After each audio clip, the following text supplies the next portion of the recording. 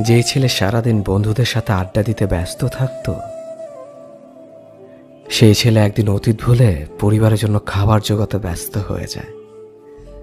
যে ছেলের দ্বারা কোনো কিছু সম্ভব নয়, সেই ছেলে একদিন কোনো কাজেই ছেড়ে যাবে না। যে ছেলেটা সারাদিন ফোন টিপাটিপি নিয়ে সবসময় বকা শুনত, একদিন সেই ছেলের সাথে কথা বলার জন্য সবাই অপেক্ষায় থাকবে। কাজের চাপে, পরিবারের চিন্তায় ফোন কি আর মনে থাকে? আজ যে ছেলেটাকে নিয়ে হাসি ঠাট্টা করা হচ্ছে, একদিন সেই ছেলেটাই সবার গর্বের কারণ হবে। সত্যি ছেলেদের জীবনটা এমনই হয়। কথাগুলো একটি ফেসবুক স্ট্যাটাস থেকে নেওয়া। কথাগুলো ভালো লাগার কারণেই আপনাদের সাথে শেয়ার করলাম। যদি কথাগুলো ভালো লাগে তাহলে অবশ্যই ভিডিওটি শেয়ার করবেন। ধন্যবাদ সবাইকে।